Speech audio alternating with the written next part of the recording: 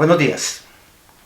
Muchas gracias a todos ustedes, los que han estado al tanto y pendientes de estas clases que venimos dando por causa del coronavirus a los estudiantes de la Universidad Externado de Colombia. Recuerden ustedes que se tratan de videos de apoyo, tutoriales para el curso de este primer semestre en la parte general de Derecho Administrativo, donde tuvimos oportunidad de discutir la teoría del acto administrativo y los procedimientos administrativos especiales.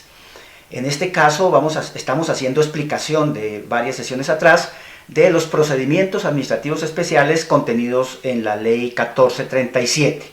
La importancia que tienen, su trascendencia, el impacto que tienen en la actividad administrativa, y al fin y al cabo se trata de instrumentos para garantizar el debido proceso, el derecho de audiencia, de controversia, y producir decisiones conforme lo manda el texto constitucional, respetuosas del debido proceso.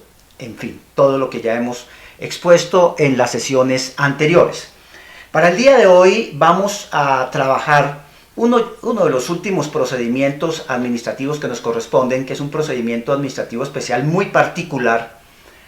Es un procedimiento administrativo especial contiene elementos para un procedimiento administrativo especial para la producción de actos de contenido general. No es un juego de palabras.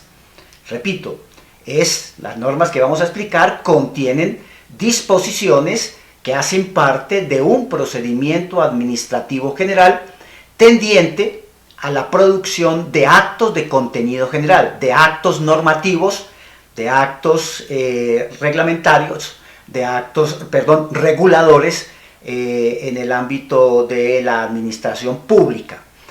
Es bueno y es pertinente que ustedes tengan en claro esto, porque el gran esfuerzo que hemos hecho hasta ahora, tanto con el procedimiento general, que nos ocupó varias sesiones en su explicación, como en los procedimientos administrativos especiales que hemos desarrollado con anterioridad, si ustedes se han fijado, la gran característica es que son procedimientos administrativos dirigidos a la producción, por regla general, de actos administrativos de contenido individual, de contenido subjetivo, de contenido personal, creadores de situaciones jurídicas concretas.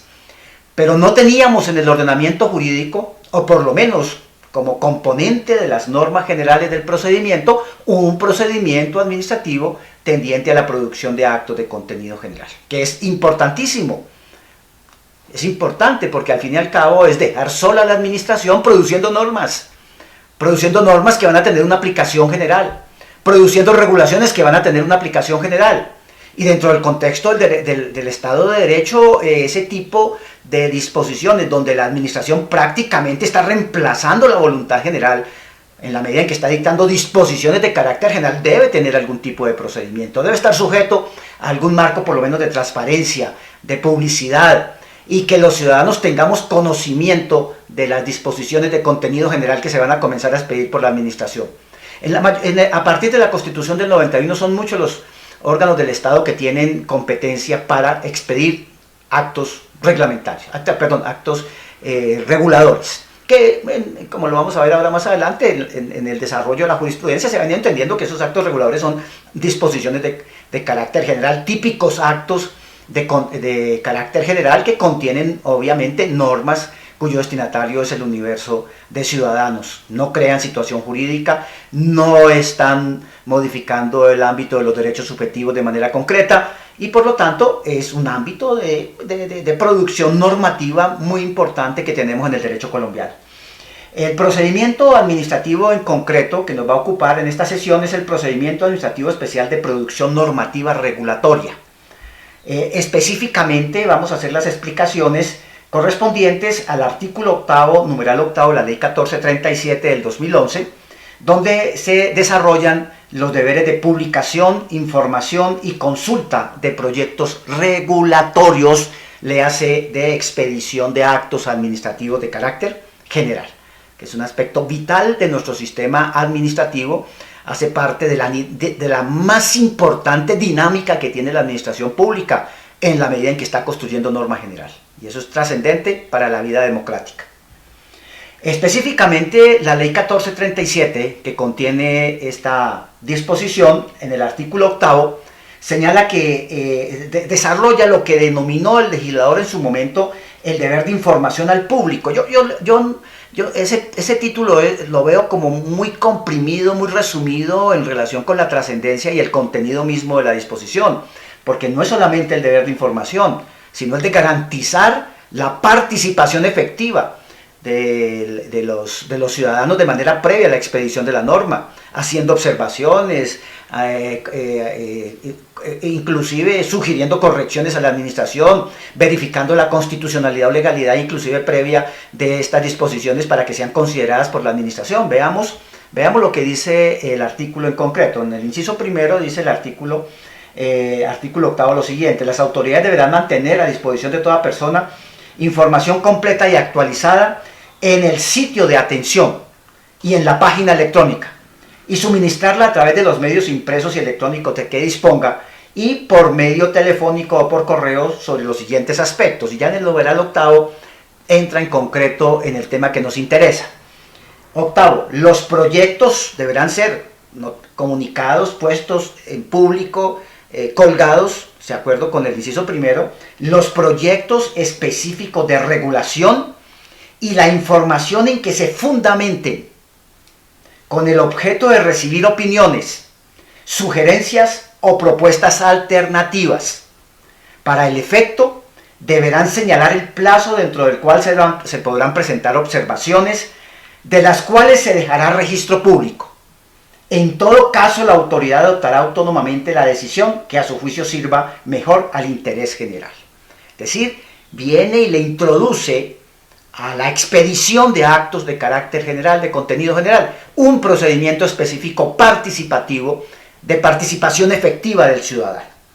Si nos acercamos un poco a su fundamentación teórica, jurídica, dogmática, vamos a encontrar que tiene unas profundas bases dentro de nuestro sistema constitucional.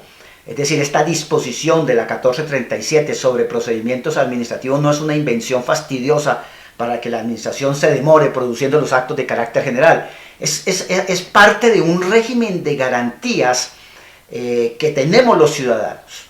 Garantías en el sentido de una participación efectiva frente a la administración. Nuestras administraciones han dejado de ser organismos prepotentes y aislados del ciudadano. Y en esa medida, nosotros los ciudadanos, nosotros las personas, podemos opinar, podemos no influir de manera normal, pero sí influir a nivel de opinión en relación con todos aquellos proyectos que se aspiren a tener un contenido normativo frente a la colectividad. Y eso es importante, ¿por qué? Porque es que quienes van a producir estas decisiones no tienen, en muchos casos, salvo el presidente de la República, un origen democrático. Son autoridades administrativas intermedias.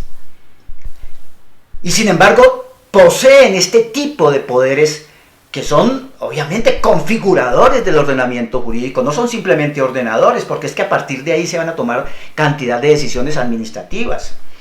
Entonces, por eso lo hemos ubicado dentro del marco de la dogmática constitucional y convencional, porque deviene de los derechos consagrados constitucionalmente, pero también tiene sus fundamentos en los derechos reconocidos a las personas en el ordenamiento jurídico internacional. Sobre todo el tema de la participación efectiva, el tema del control a la administración, el tema del derecho de petición, etc.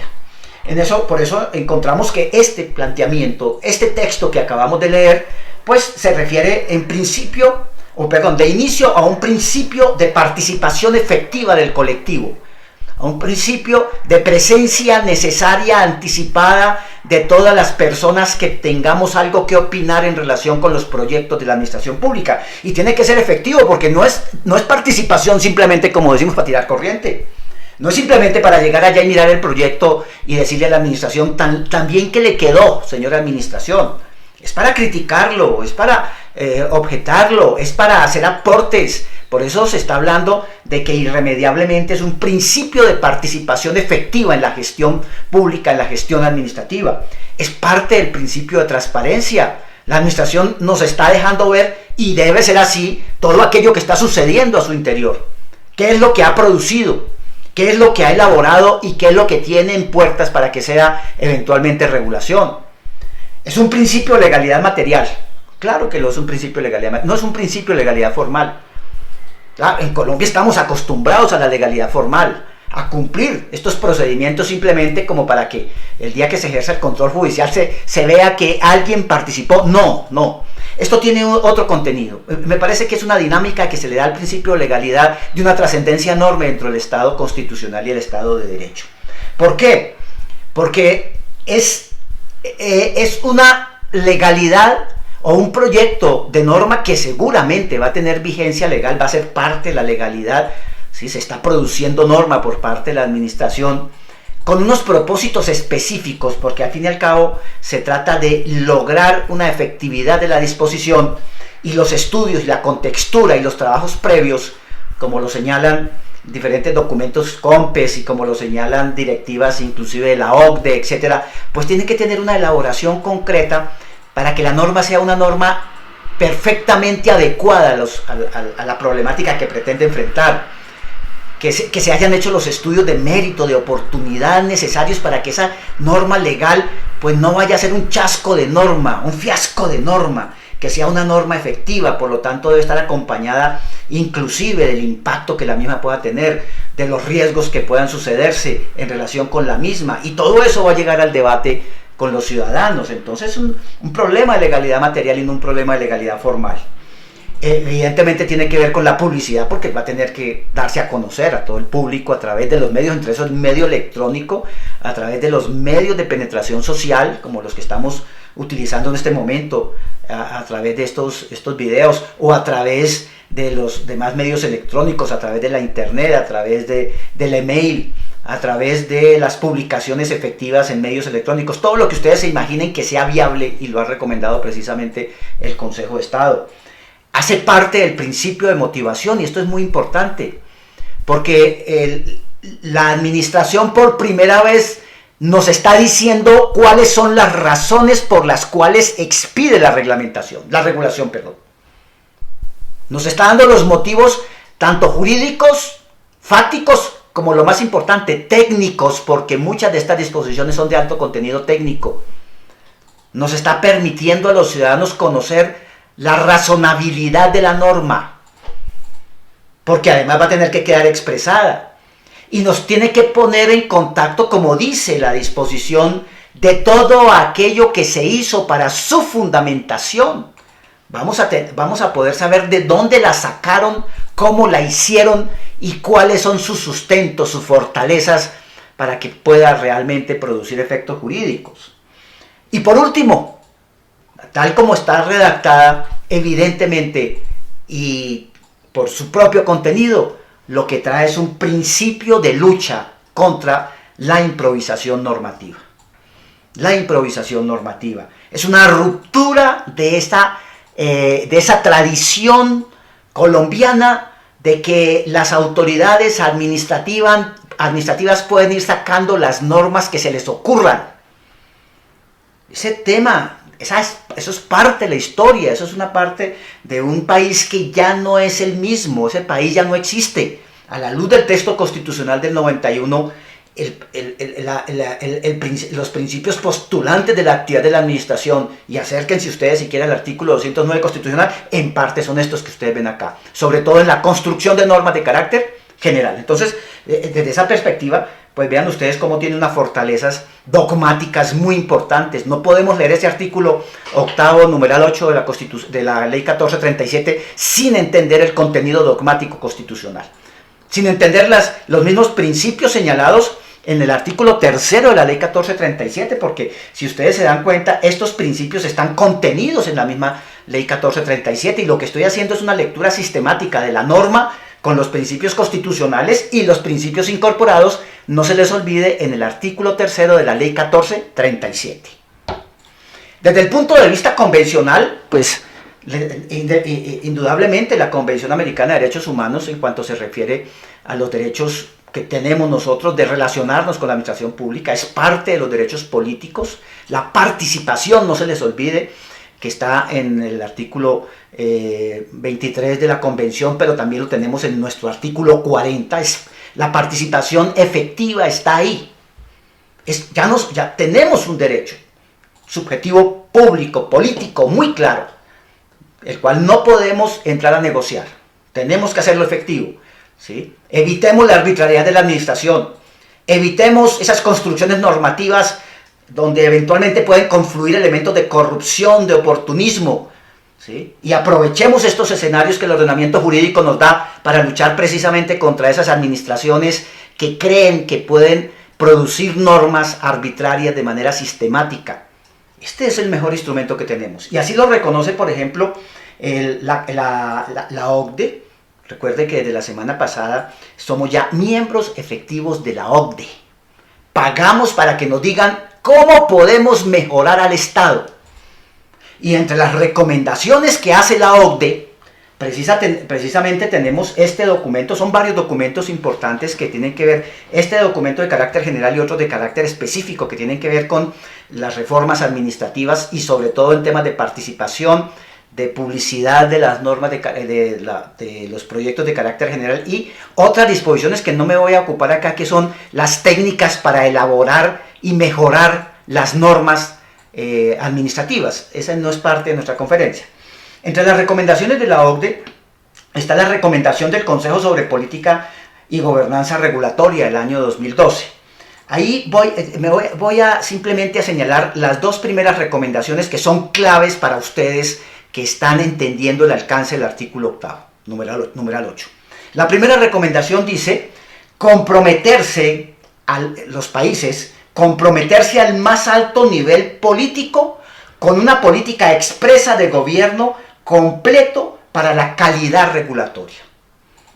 La política debe tener objetivos y marcos claros para la implementación a fin de asegurar que si la regulación se emplea, los beneficios económicos, sociales y medioambientales justifiquen los costos, se consideren los efectos distributivos y se maximicen los beneficios netos. Es el gran propósito de que cuando se elabore la reglamentación, la regulación de carácter general, precisamente tenga calidad, sea un producto ya perfectamente definido, con unos contenidos que podamos analizarlos desde la perspectiva económica, social, medioambiental, podamos haber hecho escenarios de costos, de beneficios, etc. Claro que esa no es la parte de mi preocupación. La que más me interesa es la segunda recomendación de la OCDE, que tiene que ver ya directamente con los procedimientos administrativos que deben agotarse para esos efectos. Dice en la segunda recomendación lo siguiente: adherirse a los principios, deberán los países adherirse a los principios de gobierno abierto, publicidad, democracia, ¿sí?, transparencia, considerando la transparencia y la participación en el proceso regulatorio a fin de asegurar que la regulación se encuentre al servicio del interés público y esté informada de las necesidades legítimas de aquellos a quienes concierne y afecta. Vean ustedes, esto lo está diciendo la OCDE. Señores, administración pública de los países, tengan en su cabeza que ustedes deben garantizar la consolidación del sistema democrático. Y el sistema democrático implica participación efectiva, implica transparencia, implica adoptar normativas que realmente tengan coherencia con el interés general. Señores, administraciones de los países, rompan cualquier vínculo con la desviación de poder en la elaboración de las normas de carácter general, porque es lo único que ustedes pueden tener de presente, de vista o estar de frente siempre es al interés público, al interés general. Y por eso tienen que hacer todo el ejercicio democrático de publicidad que manda el artículo 8, numeral 8. Pues este desarrollo no viene de un organismo colombiano, es una recomendación que nos la está haciendo precisamente la OCDE para que avancemos realmente en llamémoslo así, en un trabajo de pureza, de limpieza mental del servidor público colombiano, y que las normas que se vayan a producir de carácter general no sean lesivas al interés general. Agrega la OCDE Esto conlleva a ofrecer oportunidades significativas, incluso en línea, como tiene que ser ahora con toda la crisis y el encierro en que nos tiene el virus, para que el público contribuya al proceso de preparar borradores de propuestas regulatorias y a la calidad del análisis de apoyo. O sea, para que nosotros los ciudadanos, las personas, ¿sí?, podamos participar efectivamente haciendo contrapropuestas, haciendo sugerencias, propuestas dentro del marco de la regulación.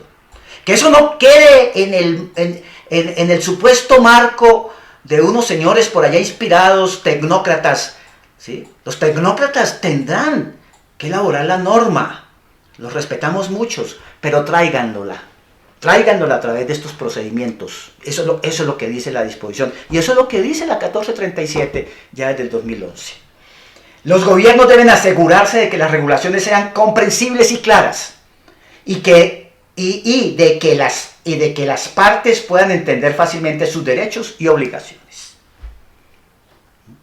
Pues esto nos lo está señalando la OCDE. Si no cumplimos con estos parámetros, comenzamos a tener descalificaciones en la OCDE. Por lo tanto, lo primero que yo tendría que decirles a ustedes, cuando estén frente a hipótesis regulatorias, artículo 8, numeral 8 de la 1437, de presente la segunda recomendación de la OCDE, que es fundamental. A partir de estos pronunciamientos, la OCDE nos da unas ideas básicas, nos dice por qué llega a estas ideas y a estas recomendaciones. Esas las he recogido aquí rápidamente. Las hemos denominado ideas fundantes para la comunicación, consulta y participación. Ya la OCDE entra aquí, desarrolla concretamente todos estos postulados que ustedes se están dando cuenta que son absolutamente coherentes con el Estado de Derecho, absolutamente coherentes con la base constitucional de la democracia y seguramente absolutamente coherentes con los postulados del mismo Estado social. La participación, que tiene necesariamente sus fuentes en la democracia, tiene también que tener unas razones dentro del contexto del Estado social. Y lo que resulta también muy importante, vean ustedes, es un escenario muy particular donde vamos a ver cláusulas constitucionales como las del Estado democrático, del Estado de Derecho, conjugadas también con necesidades de mercado, con el 333 constitucional, porque muchas de estas regulaciones son producidas por organismos en sectores económicos, y por lo tanto lo que se espera en los sectores económicos y de los actores en esos sectores económicos no es precisamente disposiciones generales oscuras y producidas en los escritorios, encerrados los tecnócratas en los escritorios de la burocracia, sino que lo que esperan los actores del mercado es que les muestren, que les dejen ver, que les permitan opinar, porque ellos son unos actores muy importantes desde el punto de vista de la economía. Entonces aquí ustedes van a encontrar esa interrelación permanente entre lo que son las necesidades de la transparencia para el público en general, pero también las necesidades de la transparencia para quienes están jugando permanentemente con las reglas de la economía. En grandes rasgos, esas ideas las he sintetizado de la siguiente manera. La primera idea es que la política regulatoria debe tomar en cuenta los beneficios de la protección regulatoria, así como aquellos que incurran en obligaciones en materia regulatoria. Todo el contexto de la regulación, beneficios, obligaciones, cargas, etc. Esa es la primera idea. Por eso tiene que tener todo un mecanismo de transparencia, de publicidad, de discusión, etc. Segunda idea, las personas que tienen que ver con la regulación y que son afectadas por esta, abarcan, ciudadanos, empresas, consumidores y empleados, incluidos sus organizaciones y asociaciones representativas, el sector público, las organizaciones no gubernamentales, los socios comerciales internacionales y los demás actores. O sea, es omnicomprensiva desde la perspectiva subjetiva, porque no se hace única y exclusivamente en dirección con determinados sujetos, sino que comprende el universo de sujetos que actúan en una sociedad democrática. Y es la segunda idea de la OCDE. Y no lo estoy tomando de un documento de ningún sector político, lo estoy tomando de un documento técnico elaborado por este organismo que hace recomendaciones al país. Tercera idea. No siempre se puede definir el interés público como la suma de intereses de actores individuales. Sin embargo, la adopción de una perspectiva de política regulatoria orientada al público debe ser una meta de gobierno para evaluar el diseño y la implementación de la regulación e identificar oportunidades y mejoras. Esa es la esencia misma de la idea de la publicidad y de someter al escarnio de la población, de las personas, de los interesados en los proyectos regulatorios. El gobierno abierto, cuarta idea, propicia el escrutinio público recopilando hechos de quienes se ven afectados por las propuestas. Protege contra la corrupción y promueve la confianza de los ciudadanos en el gobierno mediante una mayor transparencia y participación pública. Doctores. Gobierno abierto, transparencia, que ya temas de esto ya los teníamos en la ley de transparencia, pero que complementa estas ideas, las tenemos en las ideas en el marco normativo complementario, pero ahí está la esencia.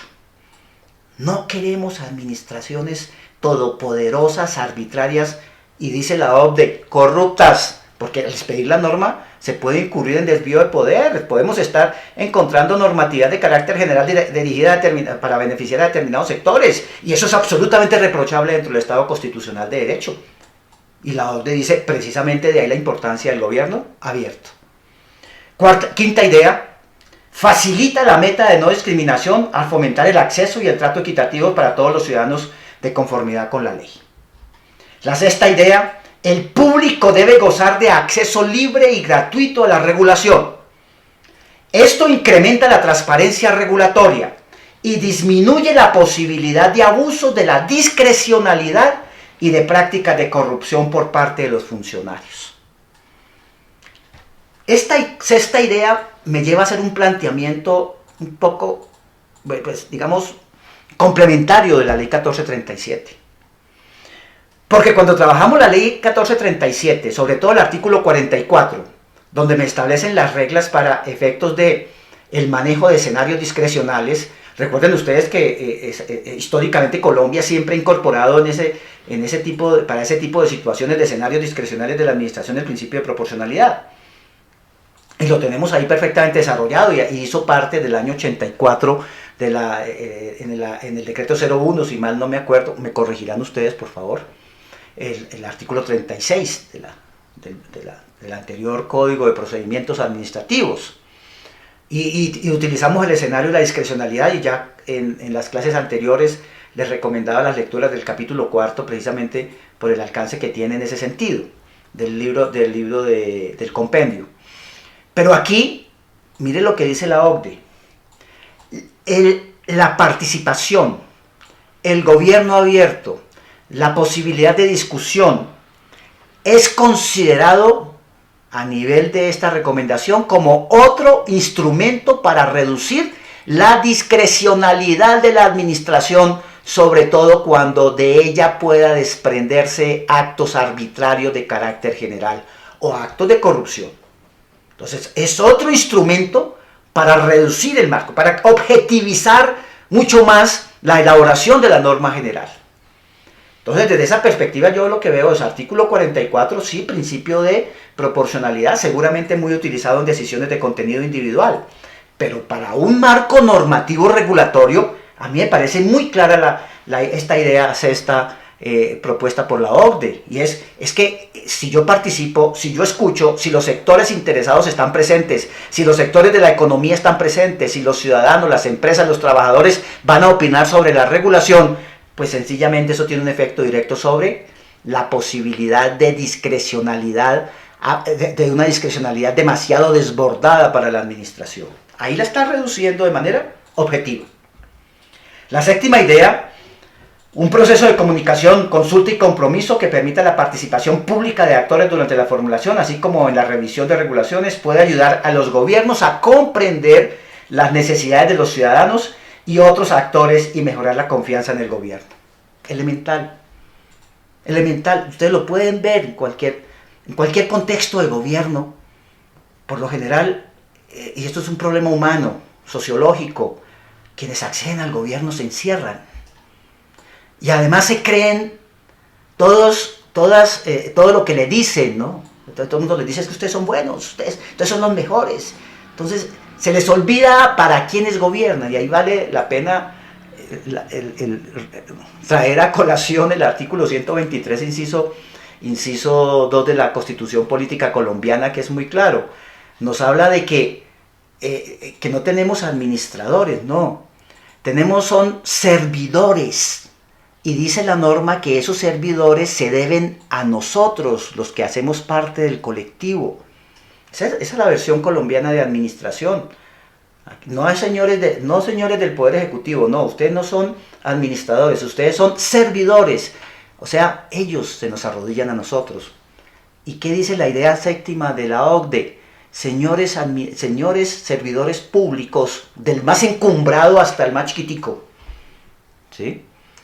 Escuchen, no se encierren, no se las crean todas. La gente también les puede dar ideas. Y los procesos de consulta y los procesos de publicidad que se abren institucionalmente como esta del artículo 8, numeral 8, son para eso. En otras palabras, aterricen, pongan los pies en la tierra. Vea, dice, ayuda a los gobiernos a comprender las necesidades de los ciudadanos y otros actores y mejorar la confianza en el gobierno. Esos gobiernos que se encierran, ¿no? Que se van y se reúnen allá con los tecnócratas y creen que sacaron lo mejor, se pueden estar equivocando. Y OCDE les está diciendo, ojo, ustedes pueden estarse equivocando. Escuchen a la gente. O sea, sistema de participación, gobierno democrático, consolidemos la democracia. La octava idea es, asimismo puede ayudar al gobierno a recopilar más información y fuentes, aumentar el cumplimiento y disminuir la oposición a la oposición no informada. Claro, fíjense ustedes cómo va a ser un fortalecimiento institucional y quienes vengan a criticar la norma van a tener pues que enfrentarse a una realidad de discusión profunda y quien se oponga a la norma pues va a tener oportunidad, un escenario natural para poderlo decir. ¿Sí? Noveno, puede impulsar la transparencia y rendición de cuentas, etcétera, etcétera, que ya es reiteración de todo esto que hemos visto. En algunos tratados internacionales, saliéndonos de la OCDE, y aquí hago referencia, por ejemplo, a uno de los más importantes celebrados por Colombia, que es el TLC con Estados Unidos, aprobado por la Ley 1143 de 2007, también se indica lo mismo. En ese documento comercial se dice, mire, ustedes cuando vayan a sacar regulaciones que toquen con este tratado, pues se comprometen a la transparencia regulatoria en servicios, sobre todo en el sector financiero. ¿Y eso qué es? Pues acudir a procedimientos como estos que trae el artículo 8, numeral 8. Este marco, es todo esto que les estoy exponiendo del numeral 8, del artículo 8 de la ley 1437, compromete a todos los que tienen estas competencias reguladoras, a todos. Y ya muchos, uno observa ya en la dinámica de la administración pública la existencia de muchos procedimentos especiales adoptados por estas entidades, porque así en desarrollo del 8.8, diciendo exactamente cómo se realizan sus procesos de consulta, sus procesos de discusión de la regulación. Hay un marco normativo muy interesante, amplio. Tenemos obviamente la Constitución Política, que ustedes deben trabajarla porque ahí están los principios. Antes de la vigencia de la ley 1437, estos postulados estaban contenidos y siguen contenidos en la ley de la administración pública, en la ley 489 del 98. Inclusive algunas regulaciones específicas que se expidieron, sobre todo para las comisiones de regulación, se fundamentan básicamente en la ley 489. Tenemos el decreto 2696, precisamente del 2004, que es el que establece las normas que rigen los procedimientos de transparencia, de discusión previa, en relación con las comisiones de regulación. El decreto 1345 del 2010, la ley 1437, el decreto 1844 del 2013, la ley 1712 sobre participación democrática, el decreto, aquí incorporé el decreto 1081 del 2015, ese es sectorial, establece los procedimientos para la presidencia de la República. Y el 2696 que hago referencia también es sectorial porque es para las comisiones de regulación. Lo que pasa es que aquí para los efectos de la exposición me parece que adicionales a la explicación que estoy haciendo sobre la 1437, específicamente sobre el artículo 8, es importante saber que están estas dos, pero hay otras más: Banco de la República, superintendencias, demás organismos que tengan facultades para expedir las normas. Hay un documento COMPES básico, que ustedes lo deben bajar y manejarlo, el documento COMPES 3816 del 2014, que establece los parámetros precisamente para garantizar ese marco de participación ciudadana fundamental dentro de la administración pública. La OCDE ha producido 3 documentos claves de recomendaciones para el país, inclusive la normatividad que se ha venido expidiendo por el gobierno nacional y por las diferentes entidades públicas, tiene como fundamento estos trabajos de la OCDE, además de las normas generales de la OCDE del año 12 que les acabo de mencionar y que la desagregué en toda su principalística. Tenemos estos 3 estudios claves. No me voy a ocupar de cada uno de ellos porque se me haría larguísimo este tutorial, que ya pasa a ser una conferencia. El primero es el estudio de la OCDE sobre la política regulatoria de Colombia, un documento que lo van a encontrar en algunos casos con fecha 2013 y otros con 2014, y algunos documentos lo citan con 2014, pero es el mismo documento. La guía metodológica de análisis de impacto normativo del 2016, la guía para la realización de la consulta pública en procesos de producción normativa, que es importantísimo, del año 2017. Jurisprudencia básica que es importante para el curso que estamos desarrollando en relación con lo que es la regulación. Es importante el fallo 150 del 2003 para que ustedes lo analicen, pues ahí nos da el marco concreto de lo que es la regulación. Y en el año 2016 la sala de consulta y servicio civil, pero es un concepto que es fundamental. Es un concepto básico, muy orientativo y resuelve una cantidad de inquietudes que había, sobre todo en el alcance y aplicación del artículo de la ley 1437, del artículo 8, numeral 8, o sea que digámoslo así, que es como la lectura hecha por la sala de consulta en relación con ese artículo, que nos orienta demasiado y ha orientado inclusive la producción de algunos de los estatutos específicos de las entidades públicas, sobre todo el de Presidencia de la República. Veamos cuál es el procedimiento, porque con todo este discurso que les acabo de echar, pues les estoy diciendo los fundamentos. Pero ya releyendo la norma, vamos a poder graficar el procedimiento administrativo en concreto, que se desprende. Para eso, además de la explicación que hago acá, ahorita les voy a mostrar el flujo completo para que ustedes me entiendan qué es o cómo funciona. Este esquema lo he tomado directamente, aquí voy a explicar, es el artículo 8, numeral 8, que digamos que es la norma de la ley, de nuestra ley de procedimientos administrativos, que contiene los deberes de publicación, información y consulta de procesos regulatorios. Yo lo estoy presentando aquí por etapas para que ustedes me las entiendan. Eso tiene evidentemente una serie de pasos para llegar a la producción de la norma. La primera etapa es la que nosotros hemos incorporado aquí como publicidad y la deducimos del mismo artículo 8. Ese es el deber que tienen todas las autoridades de poner a conocimiento de todo el público información completa en las páginas oficiales, en las páginas electrónicas, en los medios impresos, en los medios electrónicos o inclusive, se decía en el año 2010, o por teléfono o por correo electrónico. En este caso, obviamente será en la red, porque nuestro país, al igual que la humanidad, va a evolucionar de manera significativa a la publicidad a través de la red. ¿Sí?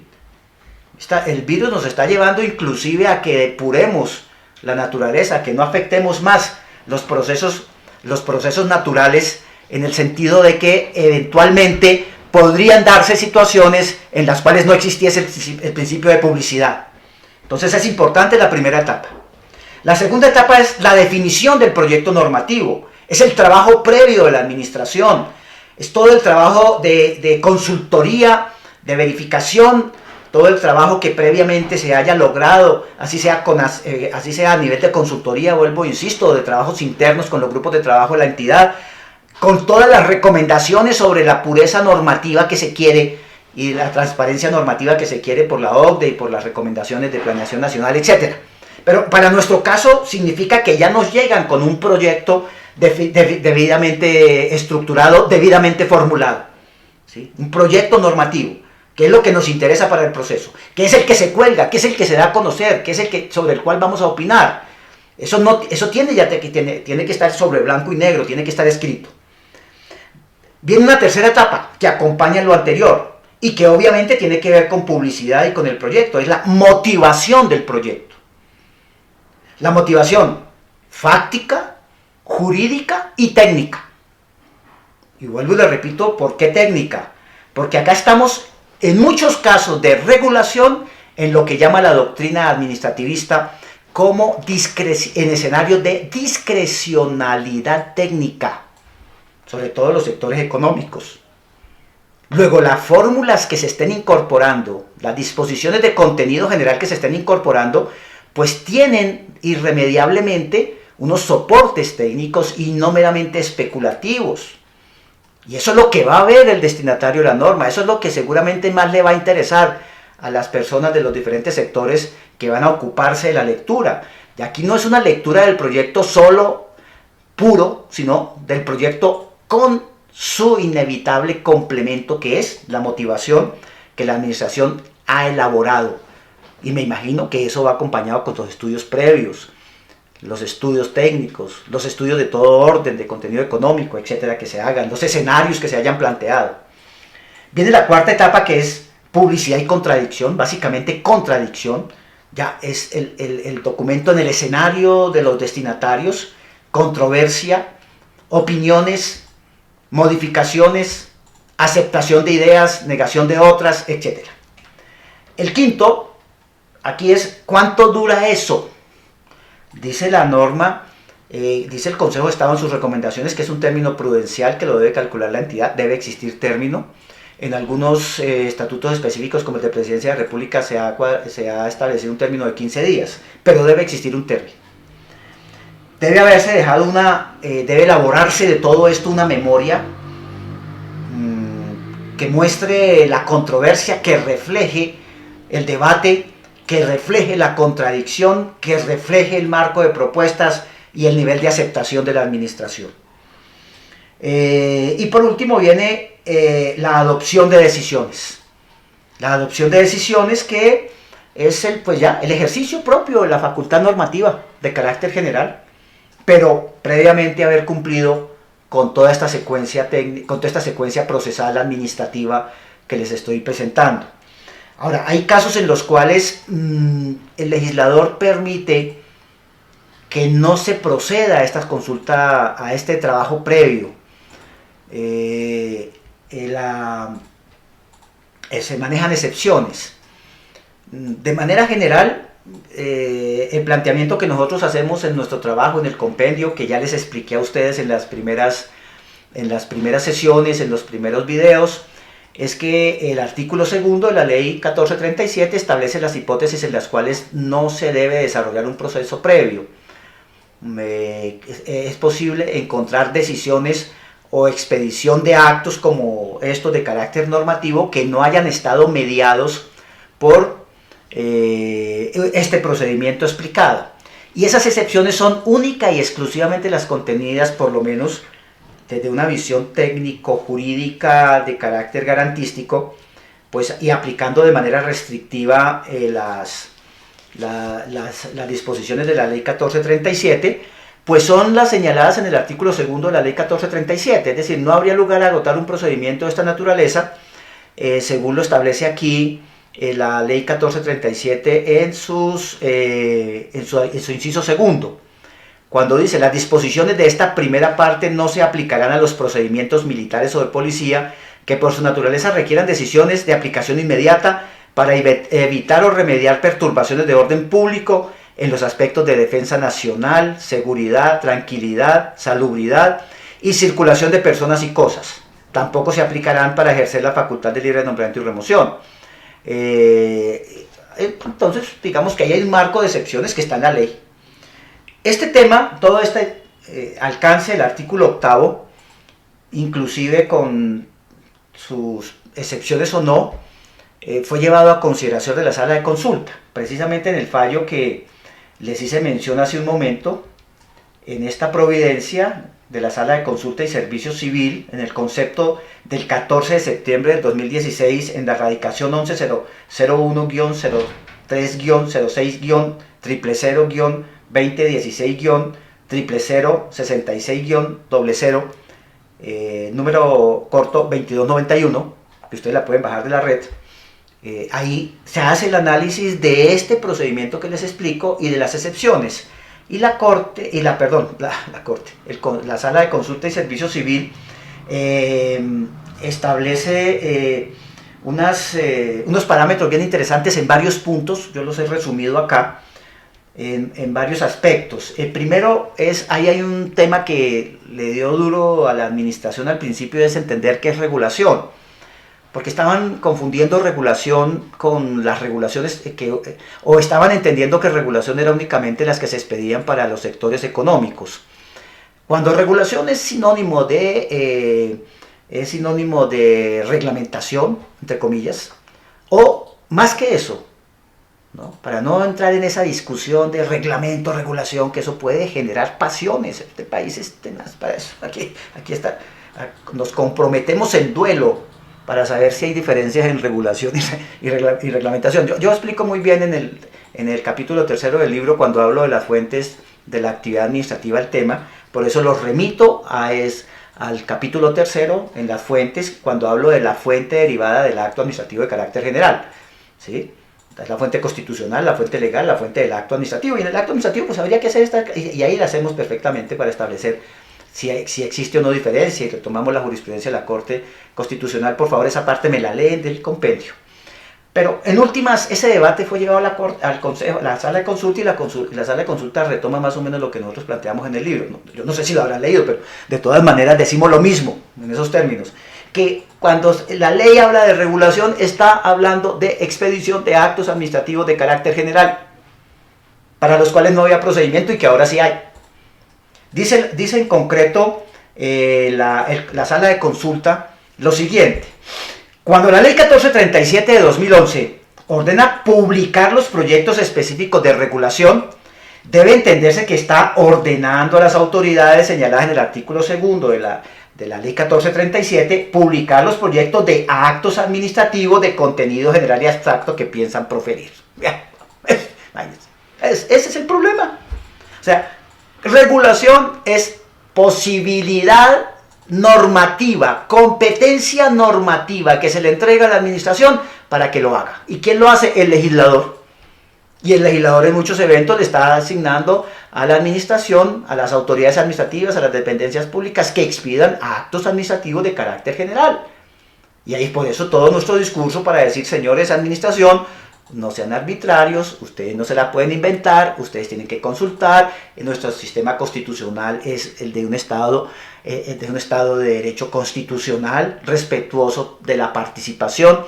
Ustedes no tienen origen democrático, salvo el presidente de la República, ¿sí? Ustedes deben sujetarse entonces a consultas previas necesarias, a publicidad previa de sus proyectos, a debates previos con las personas destinatarios o no de esas disposiciones de carácter general. Y eso lo explica en un renglón el Consejo de Estado, oportuno para que la administración lo entendiera, para que no creyeran que solamente las entidades como las comisiones de regulación eran las únicas que podían aplicar los procesos de publicidad.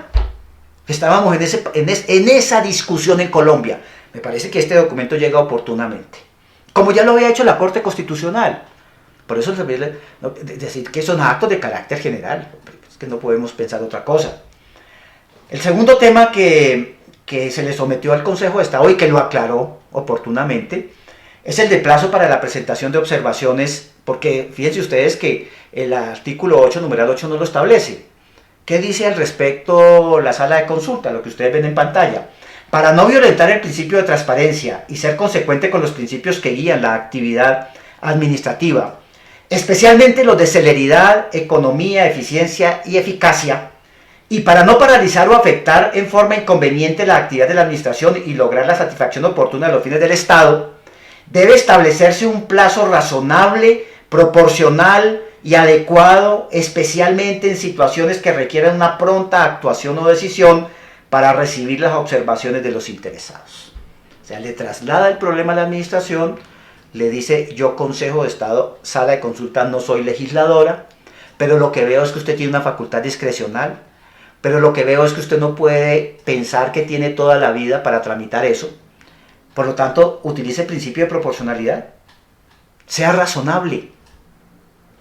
Actúe sobre la base de principios. Garantice principio de eficiencia y eficacia. Y sobre esa base establezca unos términos en su reglamentación interna, que me parece lo lógico. Y la lógica está aquí contenida en esta opinión del Consejo de Estado. Excepciones. El Consejo de Estado, pues obviamente, va y retoma las mismas excepciones que trae la Ley 1437 en el artículo segundo, que ya lo leí, y además agrega algo que también es obvio. Dice que además las otras excepciones que establezcan otras leyes, principalmente la Ley de Transparencia, que establece excepciones, pero también la Ley 1437, cuando se trata del manejo de documentación reservada, establece excepciones. Entonces, ese marco de excepciones es importante para que en esos casos no se desarrollen procedimientos transparentes como los que estamos presentando, sino para que se produzca la normatividad de manera directa. Pero entiéndase que esas son excepciones restrictivas y no puede, pues, de ninguna manera, pues, pensarse ahora que todos los procedimientos son secretos o son reservados en el derecho colombiano. Eso sería una burla a la democracia, una burla al artículo 8, numeral 8, y una burla a la OCDE. No se nos olvide que ya somos parte de la OCDE, ¿no? Y pagamos para que nos hagan recomendaciones. He tratado de sintetizarlos para efectos prácticos. Los procedimientos. Este procedimiento directo, el del artículo 8, numeral 8 de la Ley 1437, si lo graficamos, si hacemos un flujo más o menos para que ustedes lo entiendan y lo puedan aplicar y puedan analizar tanto la norma en concreto, el numeral octavo, el artículo 8, numeral 8, como confrontarlo con los trabajos de las recomendaciones hechas por la OCDE, pues lo podemos sintetizar en los siguientes términos. Primera etapa de publicidad, segunda definición del proyecto normativo, tercero motivación, cuarta publicidad y contradicción, debate, que es lo más importante de todo esto, quinto, en un plazo de 5 días, elaboración de memoria, y en el séptimo punto sería la adopción de la decisión. Aquí en el cuarto punto le abrimos una línea para hablar de que eventualmente hay casos en los cuales hay excepciones, que son los que acabo de explicar. No es un procedimiento complejo. No tiene tanta dificultad como los otros procedimientos que hemos explicado en sesiones anteriores. Voy a hacer mención a dos procedimientos que son muy importantes de esta naturaleza, que son muy importantes en Colombia. Primero, inevitablemente, el que corresponde a Presidencia de la República, porque gran cantidad de estas normatividad de carácter general es dictada por el Presidente de la República, ¿sí? En él se resume todo el trabajo inclusive de ministerios y otras dependencias del nivel central de la administración, o las que le corresponde directamente a él. Entonces hay un decreto muy importante que establece ese marco de referencia para el Presidente de la República, que es el decreto 1081 del 2015, que tiene una modificación clave, que es el decreto 270 del 2017. Ese decreto 270 del 2017 lo que hizo fue retomar todas las recomendaciones del Consejo de Estado, y ya Presidencia de la República la incorporó en el decreto 1081, dándole aplicación precisamente a todo esto. Estas explicaciones que dice el Consejo de Estado ya están incorporadas en el decreto del Presidente de la República. Y aquí es más o menos lo mismo. Lo único que he hecho es agregar las disposiciones de estos dos decretos adicionales, del 1081 y del 270, pero el marco es exactamente el mismo. Ustedes lo pueden ver, lo pueden analizar. No voy a explicar cada una de los pasos porque hice ya la explicación general.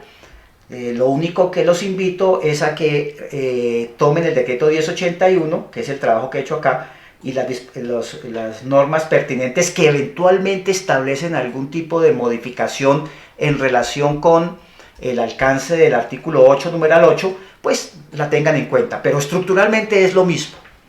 En todos tiene que haber el debate, en todos tiene que haber la publicación, ya varía la forma de hacer el debate, ya varía la forma de hacer la publicación, eventualmente el medio donde se hace, la forma que tiene que traer la motivación que envían las entidades para la firma del presidente de la República, cómo se tiene que manejar el tema de la memoria, etc. Son adaptaciones marginales.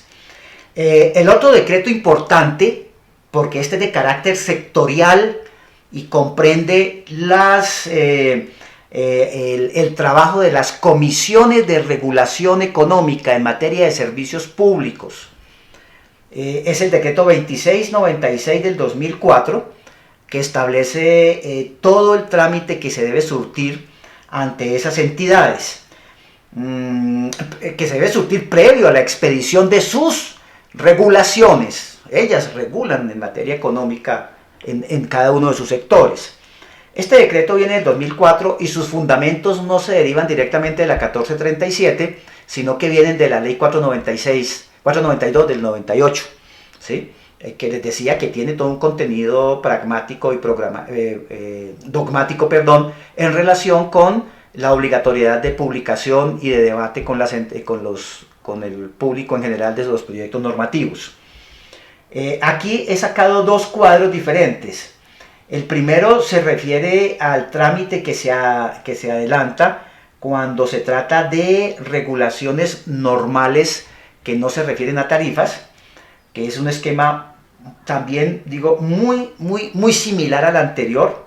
En el mismo lo que he introducido son las normas especiales de cada uno de ellos, de este procedimiento, pero no me varía la estructura. Siempre van a encontrar ustedes este esquema, este flujo en eso. Entonces, pero hay que entender que en ese decreto 2696, y es lo que ustedes tienen que trabajar ahora, es que el 2696 me trae un procedimiento especial para la regulación general y trae otro un poquito más complejo, mucho más técnico cuando se trata de la regulación que comprende marcos tarifarios. Claro, porque ahí ya hay otro tipo de análisis, otro tipo de soportes, pero volvemos a lo mismo, hay coincidencia. En todos tenemos etapa de publicidad, definición de proyecto, motivación, publicidad, contradicción, plazo, memoria y adopción de la decisión. Varían los términos porque ya el análisis es más completo, los destinatarios, los mecanismos de publicidad. Esto es, a grandes rasgos, pues, la explicación, fíjese, de ese artículo, de ese inciso, de ese numeral del artículo octavo de la ley 1437, todo lo que se desprende, una problemática enorme dentro del sistema administrativo colombiano, pero también dentro del sistema constitucional y dentro del sistema convencional. Lo que usted no puede hacer caso omiso de esto y no pensar que únicamente los procedimientos administrativos en el derecho colombiano están diseñados para producir actos administrativos de contenido individual. También están hechos para producir actos administrativos de contenido general, que históricamente son actos normativos. No se nos olvide, ustedes ya lo han trabajado, ya tuvimos la oportunidad de contestar los cuestionarios pertinentes y se han dado cuenta cómo históricamente es una de las atribuciones más importantes que se tienen desde la misma Revolución Francesa, en ese arrebato de competencias de los revolucionarios al poder legislativo, cuando le quitaron aspectos muy importantes y vitales de la producción de actos administrativos de carácter general, como es esto de la reglamentación. En nuestro lenguaje de expedición de normas o de carácter regulatorio. Les agradezco mucho, muy amables. Este video tutorial para los estudiantes del tercer año de Derecho de la Universidad Externado de Colombia en el curso de Derecho Administrativo hubiera sido posible desarrollarlo sin la colaboración del profesor Luis Ferney Moreno Castillo, director del Departamento de Derecho Administrativo y una de las mayores autoridades en teoría de la regulación en Colombia. Precisamente, a partir de su libro Teoría de la Regulación hacia un Derecho Administrativo de Regulación, he tomado algunos aspectos de la conferencia, obviamente con previa autorización del profesor Moreno, y algunos cuadros de referencia para efectos de la exposición.